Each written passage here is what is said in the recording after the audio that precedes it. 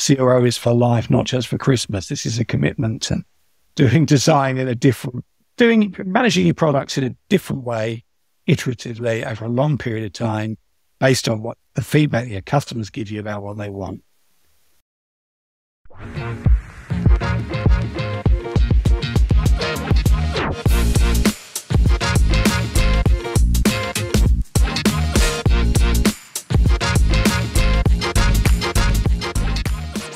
Welcome to No Hacks Show, a weekly podcast dedicated to letting smart people talk to you about better online experiences.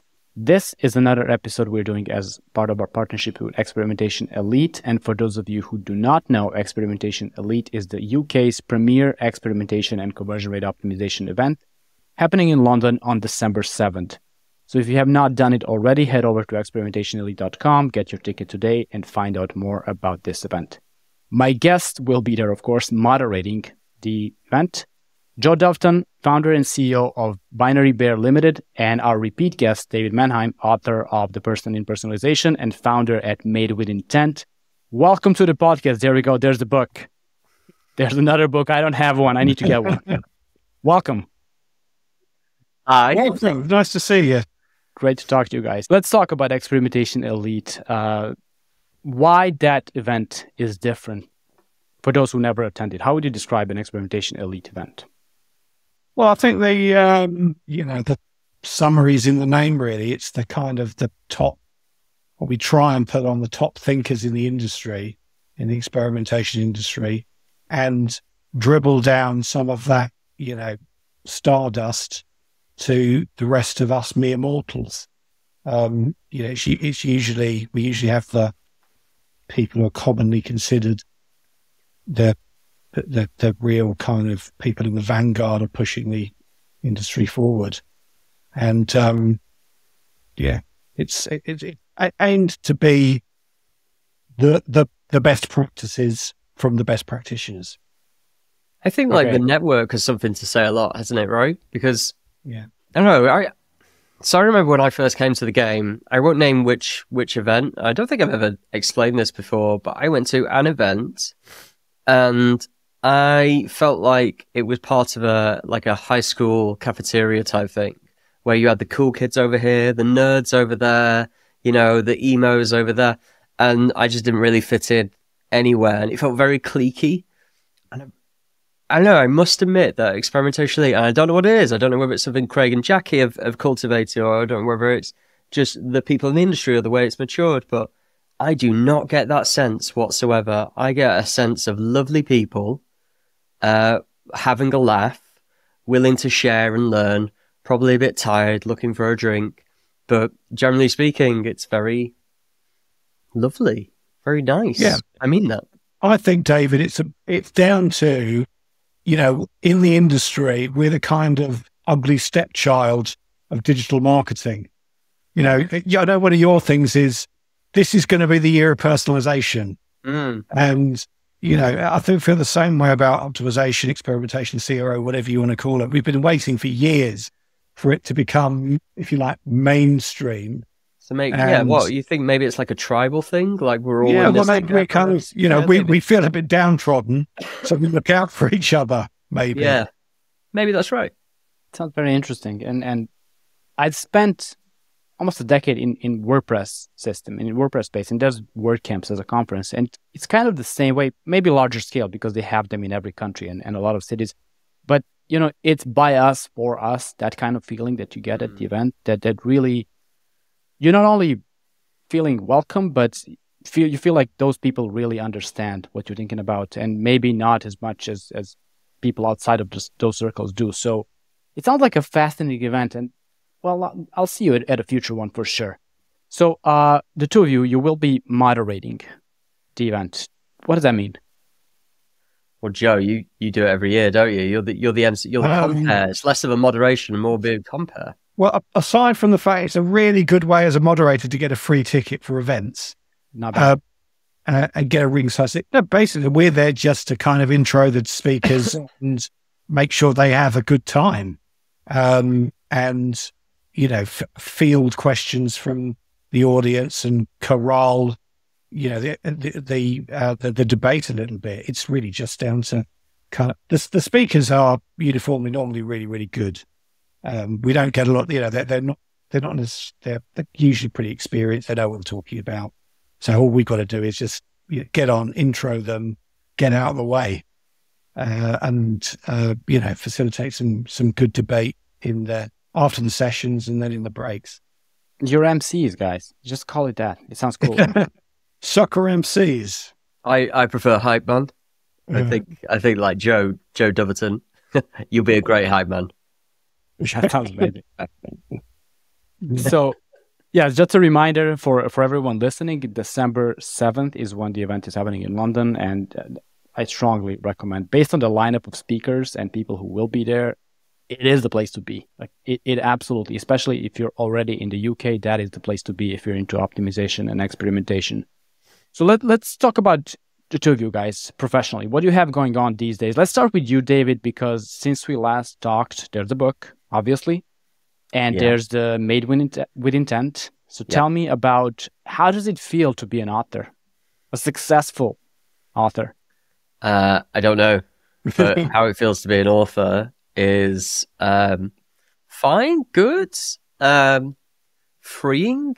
I mean, look, why do you write? You write because it's a cathartic process, and I put be really candid, like my heart and soul into something over 280 odd pages, that I feel passionate about and that I genuinely enjoy writing, and I hated the editing process, but it was it's a story at the end of the day, and being the huge Disney fan that I am, I love stories, so I feel there's an accomplishment there for me. I won't sugarcoat it. I feel quite proud.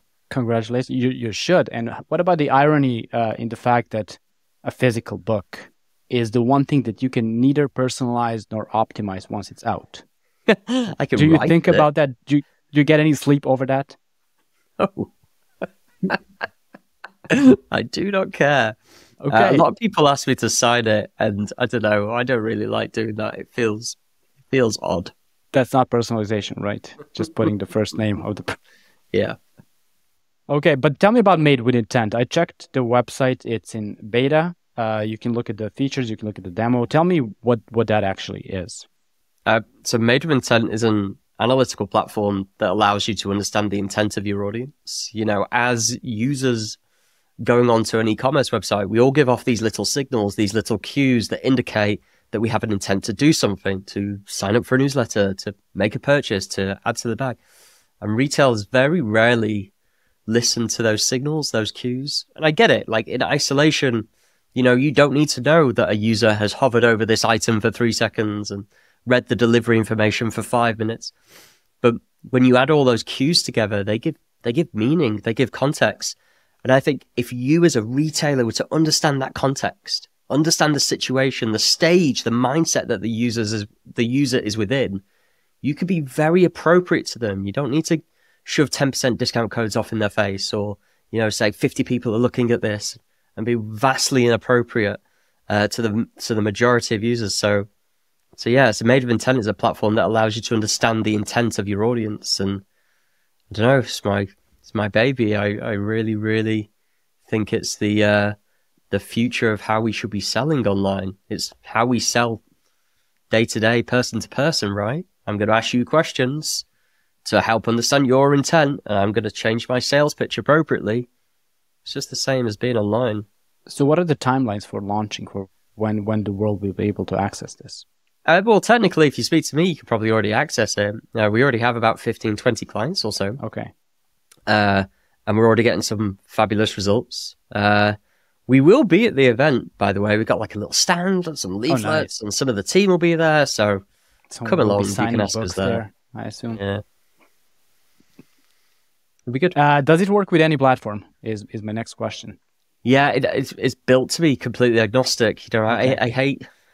Should I use the word hate? I should be careful about what I say. You're fine using. I don't like platforms that like lock you in. Right. Joe, I think you'll know what I'm talking about. But those kind of platforms that are almost like a pseudo CMS, where you are building like this front end layer on top of things, on top of things, on top of things. So it's designed to be completely complementary, to add value to your current MarTech stack, that type of stuff. It's meant to, the value's in the data and the models, less so how you action those models. Sounds beautiful, and I look forward to checking it out. So, Joe, what about you? So what am I into at the moment? I think, I suppose for one of the things that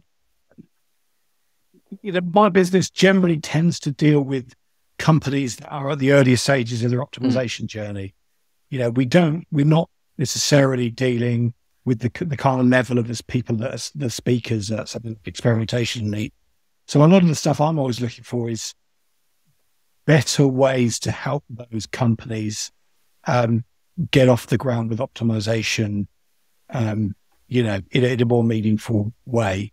And that's kind of, so I suppose I've got the concept at the moment, sort of like lean CRO.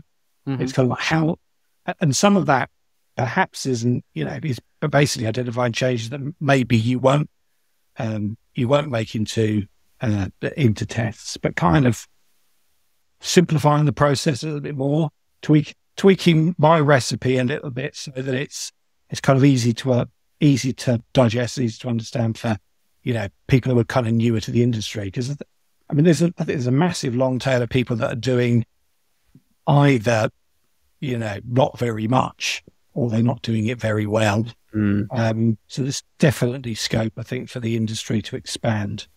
So what are the biggest challenges that you see those brands facing in the early stages of their CRO setup? Yeah, well, I mean, I think a lot of it is down to, there's a lot of debate around this on LinkedIn, understanding, what optimization and experimentation CRO is. And for me, it's not, everybody kind of hates the phrase conversion rate optimization. It's not really about understanding the conversion rate. It's about building better experiences for your customers and trying to understand your customers better. And, all we're doing, we're just using marketing technology in order to be able to do that. So, it's quite often you're fighting against an expectation that you're going to go in, make an intervention, and next week your conversion rate is going to go up, and then it's done. It's a one-time thing. Whereas, this CRO is for life, not just for Christmas. This is a commitment to doing design managing your products in a different way, iteratively over a long period of time, based on what the feedback your customers give you about what they want. That's it.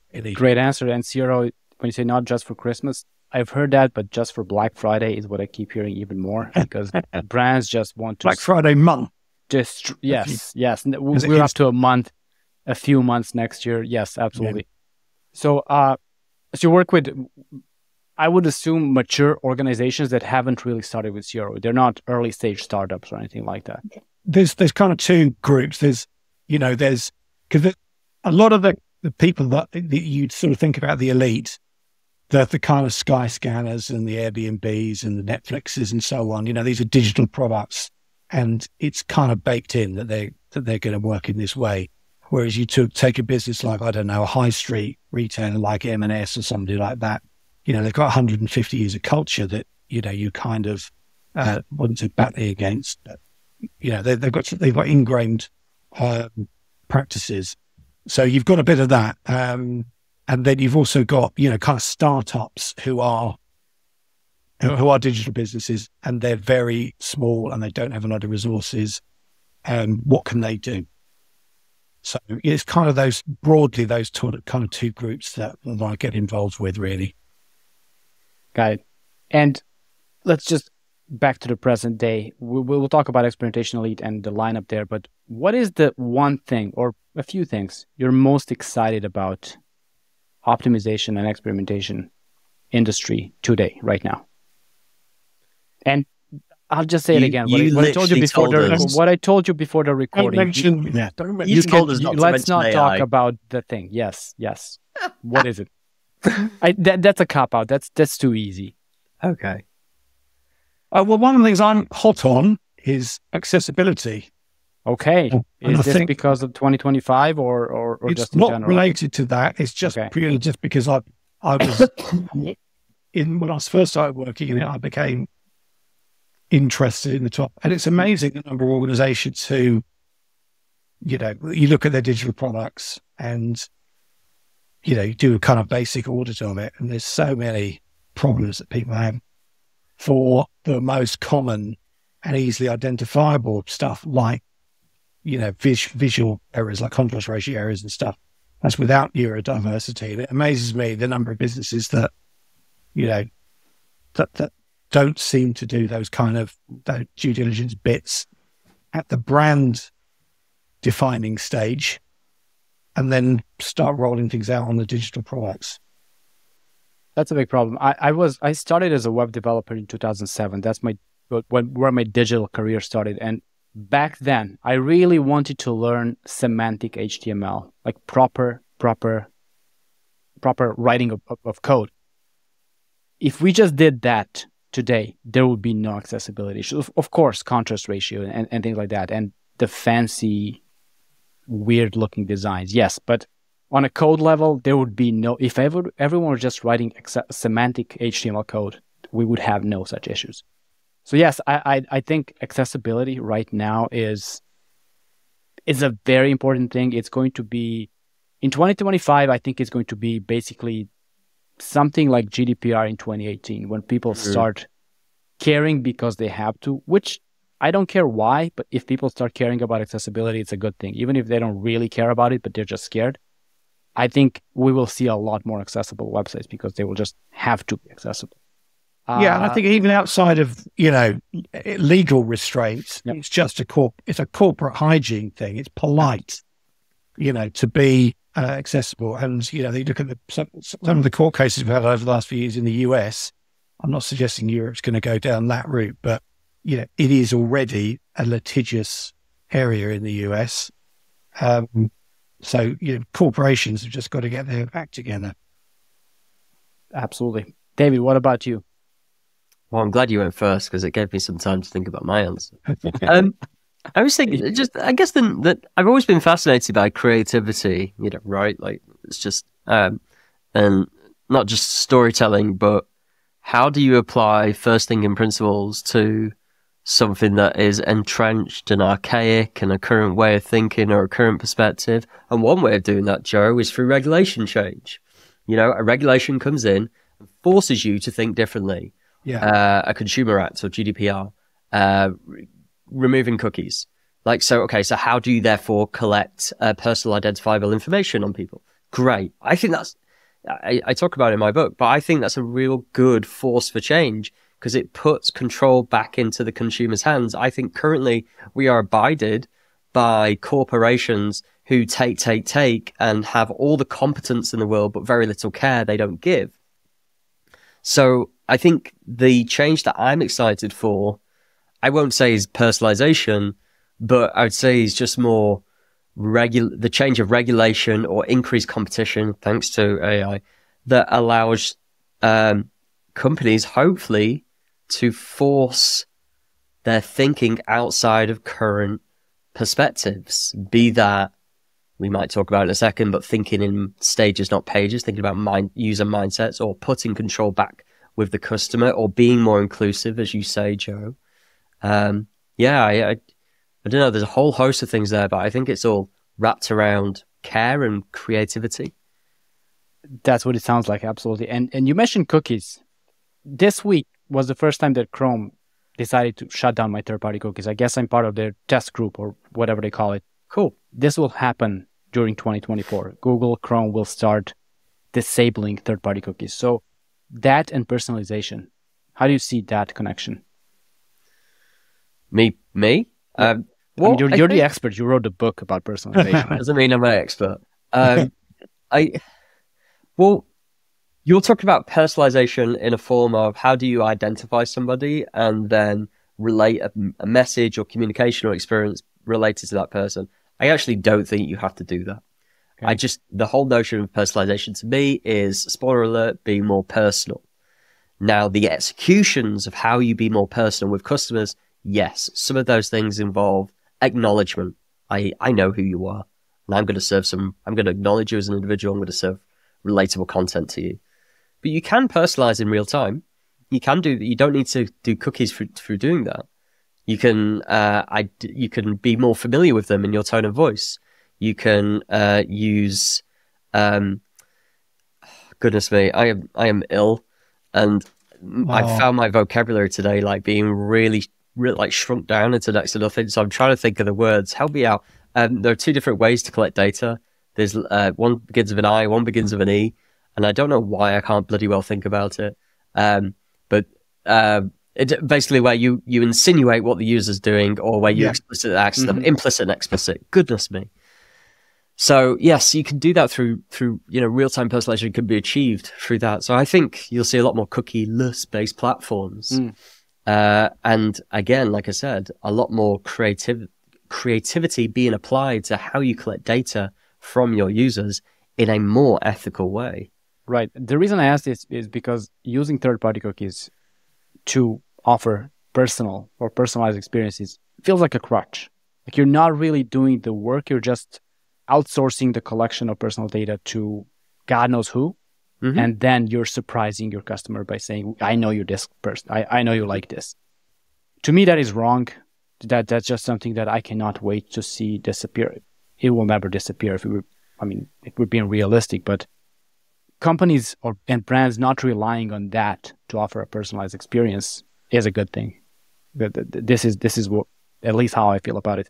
So, stages, not pages. This is, I read your LinkedIn post. What a nice segue. People love it because it rhymes though, right? It rhymes. Like, we've been talking about it for years, but I think hopefully it hits home. It should be a hashtag. We should really get it trending. New Taylor Swift song. Yes, stages, not pages. So tell me about that concept. Well, or mindset. Okay, you want me to give you the whole spiel? And I'll try and take a minute of your time. I feel as though in optimization, we talk so much about user experience. I would like to question you whether you really mean user experience or whether you mean page experience. Because having owned a CRO agency and worked with many different suppliers and platforms, everybody talks about PDP, PLP, basket, and checkout, these arbitrary templates that ultimately create generic optimization. They mean F all. They are not personalized in any way. It's the antithesis of personalization. So I started to delve into, like, where does this come from? Besides it being easy and accessible, which is why people do it. And I personally think it's because of the metric. I think you are optimizing, forgive me, Joe, because, dovetailing of what you said before. It is a aggregated metric that you are optimizing for, and therefore all of your solutions also become aggregated.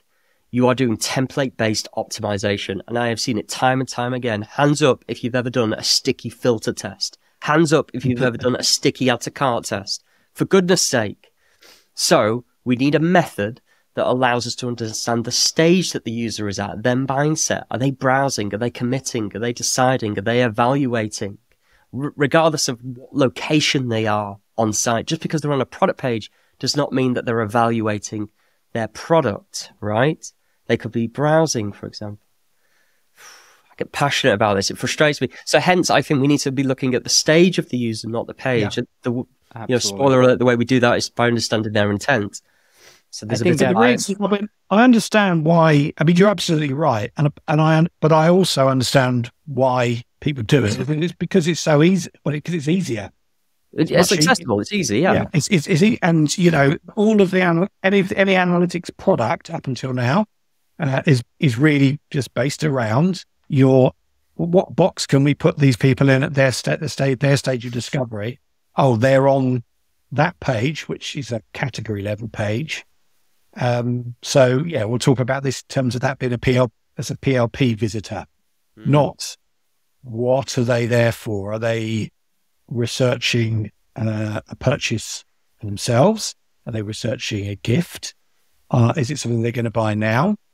What's the motivation behind? It's devoid of context, devoid of situation. It's so generic that you're only going to have a limited ceiling in your output of results. If you're running 500 tests a year, for example, which would be amazing, congratulations. I would just question, are you just moving shit around on a page? Can I say shit? I can say whatever you want. Are you just moving your book author? You can say whatever you want around on a page, because ultimately that's what I see a hell of a lot of. I see a lot of usability based improvements that are basically aimed at improving the page experience, not the user experience. I'll probably get shot down for saying that, but who cares? We only have one life. I think we all agree on that, at least the three of us. No. I mean the three of us here. And I think while you were talking about stages, not pages, you just landed on the title for your next book. That's what it looked like to me when you made that pause. No, unfortunately, there's no sequel for this one. This is the one and only, riddled with 7 spelling mistakes and a fair few grammatical errors. That's not riddled. That is far from riddled. I agree with Joe. Okay, let's talk about Experimentation Elite and some of the sessions there. What are the sessions that you're most excited about? Moderating and hearing. Did we say we can't talk about AI? You can. Yes, you can. Now you can. I'm quite interested to see Jim. I've actually seen Jim Stern a few times because he used to do it a lot. Yeah. So I'm interested in his talk, and also I think they're all going to be good. This is going to be a good session. Michael Agard as well is doing one on disappointment. I think that's not the keynote, so I think that will be. It's the closing keynote. Yep. Yeah, that will be good. So David? I'll just say episode 103 of this podcast is Jim Stern, and 107 was Michael Agard. That just came out 2 days ago, so you can check them out. They were both fascinating conversations with incredible people, very, very smart people. Yep. I really like speakers who bring the energy. So Michael's up there for me. Absolutely. He'll help close a nice, like, de-energized room. And his concepts around disappointment are fascinating. I've listened to him talk about it before, because we all talk about how to motivate, not less like how to create a good customer experience, not as opposed to how to avoid a bad one. So I think that'll be fascinating. But look, there's loads of great speakers, from Johnny to Daphne, to Jim, to please remind me of some others, loads of others. So I need to. Who's the lady from the train line? What's her name again? She's great. Hannah Tickle. Yeah. I spoke to her as part of one of the interviews. First of all, she is lovely.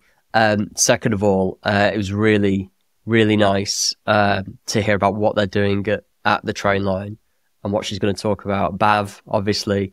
Bav's great. Ben, who can forget Ben? Yes. Ben's so hot on his his methodologies that I think his talk will be very, very practical, and something that I think you mentioned before, Joe, about conversion rate being so almost like commercially orientated, like tangible. You're optimizing for a conversion rate, and his is like, well, how do you create a system around that? And I think that'll be great. Really interesting stuff. I think a really nice blend of inspiration and practical. Sounds very, very intriguing, all of those sessions. And Ben's session is Where is the Money? That's the title of the session. So yeah. That sounds very, very good. And Hannah is, how Trainline decides which track to take. How can you not like that title for Trainline? So yeah. Well, I think David and I have worked together before on, I think that's without anticipating too much of it, I think it's useful to have different swim lanes for different types of work, because there's obviously going to be big bets that are going to take a lot of development, and they need to be prioritized separately from these tiddlers that probably aren't going to make much difference. Right. But, they might, they're quite useful for settling arguments. And, sometimes you end up with a few nuggets if the time investment isn't too bad. So, yeah, I think that's going to be interesting. And Ben's obviously always really good and very hot on the processes. That's one of the hot debates, of course, is, we as optimizers, especially because we have this conversion rate thing hung around our neck, we always seem to have to justify, our existence in the same way that something that's also incredibly powerful, like web analytics, that I don't see as many debates about, where's the ROI of my analytics platform? No. That's what Johnny Longden told me. I spoke to him yesterday. Okay. CRO is not a marketing channel. Like, basically, is what he said. But most people see it from outside of the optimization world as a marketing channel, because there's, as he said, I'm just quoting, I'm not that smart, SEO, PPC, CRO, the nice three-letter words that just fit in together and people see them as the same thing. But they're not. So absolutely. Okay. I'll just remind the audience again, December 7th, and I'll let David rest because he needs his weekend. He needs to get better for the event. December 7th in London. Go to experimentationelite.com, get your ticket, or find out more about the event. And Joe and David, this was an incredible conversation. I'm very thankful that I had you on the podcast. To everyone who was listening to this episode, please consider sharing, rating, reviewing the show. And Buy David's book. And buy the book. What's the URL, David? Let's do the plug. Where do people need to? Where do you get the highest commission? Amazon. Amazon. Okay, go to Amazon. Buy the book there. Terrible user experience, incidentally. Yeah, but very convenient.